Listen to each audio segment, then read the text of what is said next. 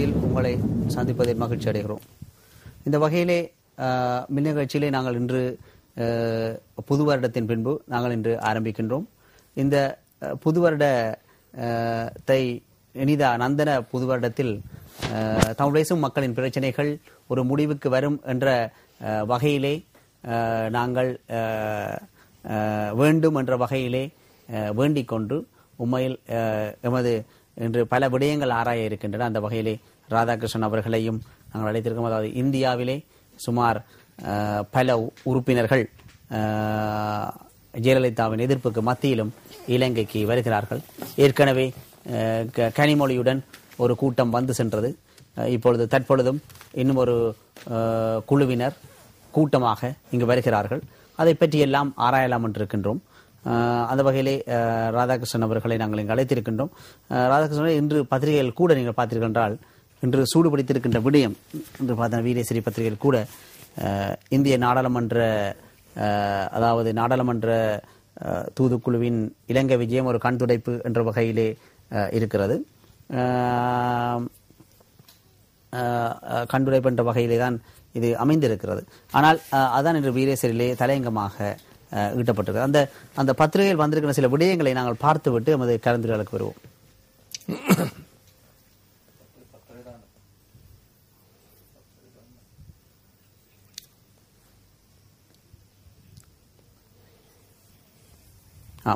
உண்மையில் நான் நினைக்கின்றேன் எமது தயாரிப்பாளர் அதை தயாரான நிலைமையில் இல்லை.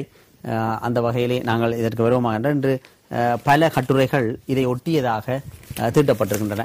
என்று உதாரணமாக 13வது திருத்தச் சட்டம், அதாவது 13வது திருத்தச் சட்டத்தில் ஏற்பட்ட விடயங்கள் பற்றி கூட ஆராயப்பட்டிருக்கின்றன.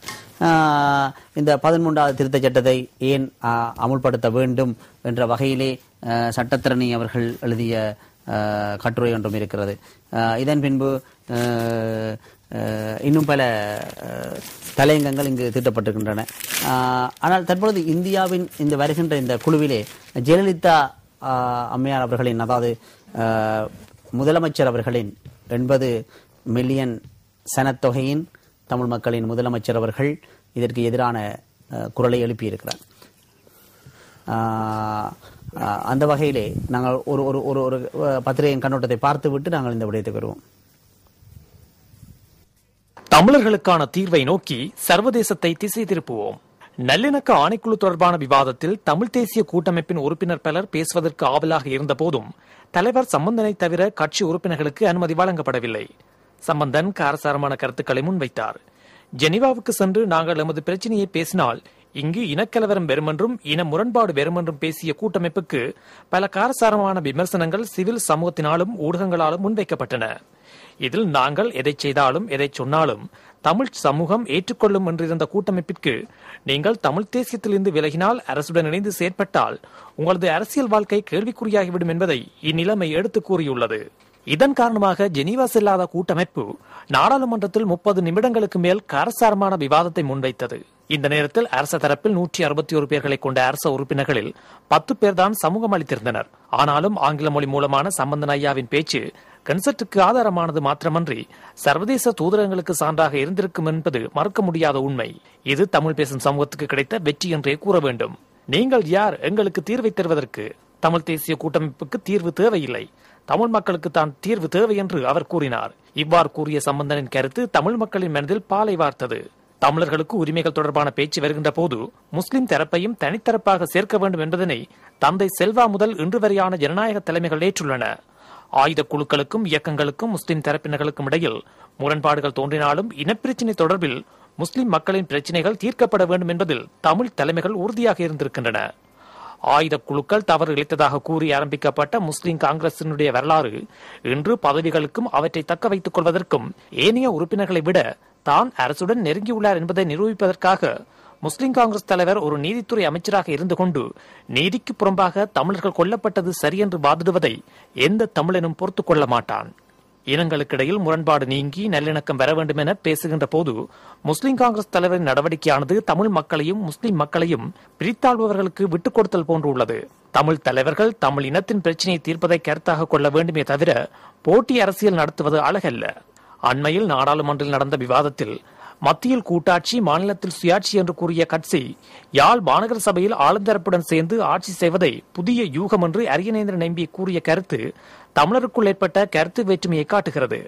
சம்பந்தன் ஐயாவுக்கு தலைமையை வழங்க வேண்டும் என்றும், அவர் ஒரு சிறந்த தலைவர் என்றும், அவருக்கு தலைமைத்துவ பண்புகள் உண்டு என்றும் நாடாளுமன்ற உறுப்பினர் சஜின்வாஸ் கூறியதுடன், சுரேஷ் பிரேமச்சந்திரனை பார்த்து நீர் ஜனாதிபதியின் முன்னாள் ஆலோசகராக இருந்திருக்கிறீர், உமக்கு இன்றைய ஜனாதிபதி மீன்பிடித்துறை அமைச்சராக இருந்தபோது வழங்கிய ஆலோசனைகளுக்காக சம்பளம் மற்றும் பாதுகாப்பினை வழங்கியுள்ளார்.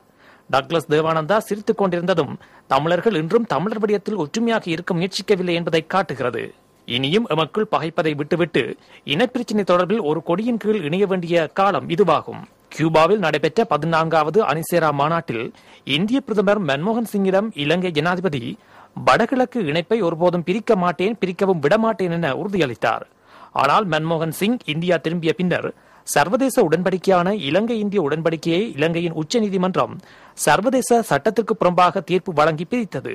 எனினும் ஐக்கிய இலங்கைக்குள் அதிகூடிய அதிகாரங்களை தமிழ் மக்களுக்கு வழங்குவதாக அரசு இந்தியாவிற்கு உறுதிமொழிகளை வழங்கி வந்தது.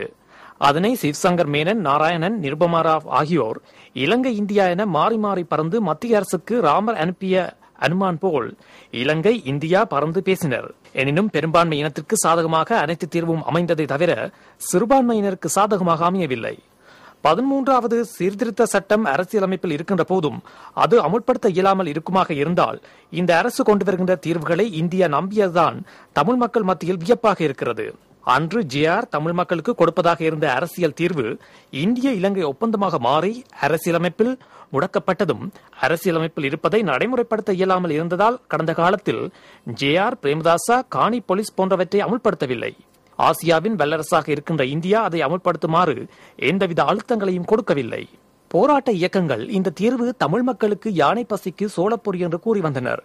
இந்தியாவோ இது தமிழரின் தாகத்தை தணிய வைக்கும் அரசியல் தீர்வு என்று கூறினாலும் அன்று 13வது திருத்தச் சட்டம் நடைமுறைப்படுத்தப்படாமை, வடகிழக்கு பிரிப்பு, வடக்கு ஆளுநர், கிழக்கு ஆளுநர்களாக ராணுவ தளபதிகள் நியமிக்கப்பட்டிருப்பதும், வடகிழக்கில் இருக்கின்ற அரசு அதிகாரிகள் ராணுவம் யுத்தம் செய்கின்ற போது எப்படி அவர்களின் கட்டளைகளை செயற்படுத்தினார்களோ அந்த வகையிலேயே அரசு அதிகாரிகள் வடக்கு கிழக்கில் இருக்க வேண்டும் என்று அரசு எண்ணுகின்றது. அதை உணர்ந்து கொண்ட தமிழ் மக்கள் வெறுப்படைந்து அரசிற்கு எதிராக வாக்களித்து தமது எதிர்ப்பினை காட்டி வருகின்றனர். உள்ளூராட்சி நாடாளுமன்ற தேர்தல்களானது போராட்ட இயக்கங்கள் தமிழர்களின் இந்திய இலங்கை ஒப்பந்தம் தமிழர்களின் தாகத்தை தணிக்காது என்று கூறியதை மறுதளிக்கும் வகையிலேயே இந்த இந்திய ஒப்பந்தத்தை நடைமுறைப்படுத்தி தமிழ் மக்களுக்கு நம்பிக்கையூட்டும் வகையிலும் இந்த ஒப்பந்தத்தில் இருக்கின்ற விடயங்களை நடைமுறைப்படுத்தி வல்லரசின் ஆதிக்கத்தினை நிலைநாட்டும் வகையில் செயற்படவில்லை. எவ்வாறு பாகிஸ்தானிலிருந்து பங்களாதேஷை பிரித்துத்தான் ஒரு வல்லரசு என்பதை இந்தியா நிலைநாட்டியது. இதற்கான ராணுவ மற்றும் ஏனைய உதவிகளை வழங்கி இந்திரா காந்தி தலைமையிலான அரசாங்கம் பங்களாதேஷை தனிநாடாக பிரகடனப்படுத்தியது. இன்று இந்தியாவை உலக நாடுகள் வல்லரசாக பார்க்கவில்லை என்ற காரணம் அதற்கு எதிராக அன்று பிரேமதாசா பேசியதும், ராணுவ அணிவகுப்பின் போது கடற்படை வீரர் ராஜீவ்காந்திக்கு அடித்ததும், அவ்வாறு தாக்கிய குற்றவாளியை அரசியல்வாதிகள் சார்பாக பேசியமை இங்கு குறிப்பிடத்தக்கது. இவ்வொப்பந்தமானது அருங்காட்சியகத்தில் இருக்கும் பொக்கிஷ பொருளாக எந்தவித பயனுமின்றி இருக்கிறது. தமிழ் மக்கள் அதனை அனுபவிக்கவில்லை. இதனை எதிர்த்த தமிழீழ விடுதலை புலிகளுக்கு இலங்கை அரசினூடாக ராணுவ புலனாய்வு தளபாட உதவிகளை வழங்கி அவர்களை எதிர்த்து தான் கொணர்ந்த தீர்வை எதிர்த்தவர்களுக்கு பாடத்தை புகட்டியது. இதனை இன்று இலங்கையின் அமைச்சரவை அந்தஸ்து உடைய அமைச்சர்கள் இந்தியாதான் இறுதி யுத்தத்தில் ராணுவ உதவிகளை வழங்கியதென கூறும் கருத்துக்கள் எமக்கு சான்றாக அமைகின்றன. இதனை நடைமுறைப்படுத்த வேண்டிய அரசு 4 ஜனாதிபதிகள் வந்தும் 25 ஆண்டுகள் சென்றும் இந்திய பிரதமருக்கு அடித்து உலக வரலாற்றில் இடம் பிடித்த இலங்கை குறித்த ஒப்பந்தத்தை நடைமுறைப்படுத்தாமல் இருப்பதானது இந்தியாவை வல்லரசாக கருதியவர்களுக்கு ஏமாற்றத்தை வழங்கியுள்ளது. இந்தியாவின் கைப்பொம்மையாக ஒப்பந்தத்தை ஏற்றுக்கொண்ட வடகிழக்கு மாகாண சபையின் முதலமைச்சரான வரதராஜ பெருமாள், ஜேஆர், பிரேமதாசா போன்றவர்கள் எதனையும் நடைமுறைப்படுத்தவில்லை என்றும், நடைமுறைப்படுத்தியிருந்தால் தாங்கள் அரசியலில் வெற்றி கண்டிருப்போம் என்று கூறியது விடுதலை புலிகள் இவ்வொப்பந்தம் தமிழரின் பிரச்சினைக்கு தீர்வாகாது என்று முன்மொழிந்ததை வரதராச பெருமாள் இலங்கையிலிருந்து வெளியேறும் போது தமிழீழ கொடியை ஏற்றி வழிமொழிந்து சென்றார். இலங்கையை தனது வெள்ளாதிக்கத்தை பயன்படுத்தி ஒப்பந்தத்தை நடைமுறைப்படுத்தி இருந்தால் விடுதலை புலிகள் அரசியல் ரீதியாக தோற்கடிக்கப்பட்டிருப்பார்கள். இலங்கையில் பொதுமக்கள் 1 லட்சம் பேர் காப்பாற்றப்பட்டு 40,000க்கும் மேற்பட்ட மனித ஊனங்களையும் தடுத்திருக்கலாம். எனவே தமிழர்கள் பல சந்தர்ப்பங்களை தவறவிட்டு விட்டார்கள் என்று கூறி விடுதலை போராட்டத்தை கொச்சப்படுத்துவதை நிறுத்தி தமிழ் தேசிய கூட்டமைப்பு ஒப்பந்தத்தை விடுதலை புலிகள் ஏற்கவில்லை என்பதற்காக தமிழர்களை தண்டிக்காதீர்கள். இவ்வொப்பந்தத்தை நடைமுறைப்படுத்தாமல் நலிவடைய செய்கின்ற அழித்தொழிக்கின்ற பெரும்பான்மை தலைவர்களுக்கு எதிராக நீங்கள் என்ன செய்தீர்கள் என்ற கேள்விகளை கேட்டு இந்தியா இனியாவது தமிழர்கள் மீது குறை கொள்வதை நிறுத்தி தமிழர்களுக்கு நிரந்தர அரசியல் தீர்வை பெற்றுக்கொள்ளும் வகையில் செயற்படுவதற்கு தமிழ் தேசிய கூட்டமைப்பு அழுத்தங்களை கொடுத்தல் வேண்டும். இந்த வகையில் நான் நினைக்கின்றேன், சட்டத்தரணி அவர்கள் 13வது திருத்தச் சட்டத்தில் கூறிய சில விடயங்கள் இருக்கின்றன. அதையும் பார்த்துவிட்டு நாங்கள் இந்த விடயத்துக்கு வருகின்றோம். நான் நினைக்கின்றேன் கலையகத்திலே அதுவும் தயாராக இருக்கிறது. அந்த விடயத்தை நாங்கள் பார்த்துவிட்டு கலந்துரையாடலுக்கு வருவோம்.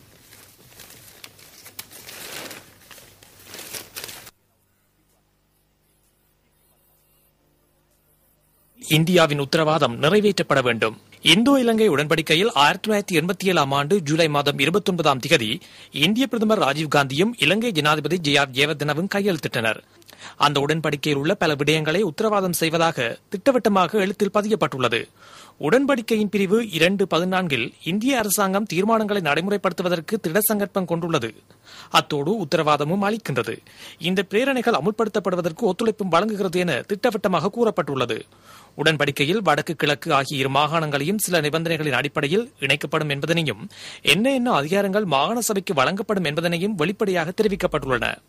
உடன்படிக்கையில் உள்ள தீர்மானங்களின் நியதிகளையும் நிபந்தனைகளையும் ஆழமாக படிக்கின்ற பொழுது வேறு சில விடயங்களுக்கும் இந்தியா உத்தரவாதம் அளித்தது தெளிவாகின்றது. இலங்கை தமிழர் ஒரு தேசிய இனம் என்பதனையும் அவர்கள் வடக்கு கிழக்கு ஆகிய இரு மாகாணங்களையும் தங்களது நிரந்தர வதிவிடமாக தாயகமாக அமைத்து வாழ்ந்து வருகிறார்கள் என்பதனையும் மிக துல்லியமாக வெளிப்படுத்துகின்றன.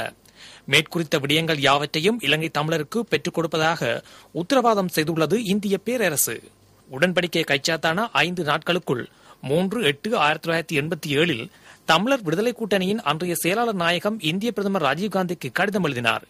இலங்கை அரசாங்கத்தால் 1986ஆம் ஆண்டு செப்டம்பர் மாதம் 4ஆம் 23ஆம் தேதிகளில் புதுடில்லிக்கு நகல் பிரேரணைகள் அனுப்பப்பட்டனவென்றும் அவ்வாறு கதைக்கப்பட்ட விடயங்களில் தீர்வு கண்டு அவற்றையும் சேர்த்து சட்டம் மூலம் நாடாளுமன்றத்தில் கொண்டுவரப்படும் என இலங்கை அரசு ஒத்துக்கொண்டது. ஆனால் இப்பொழுது அவற்றை கைவிட்டு விட்டது என கடிதத்தில் குறைபட்டுக் கொண்டார்.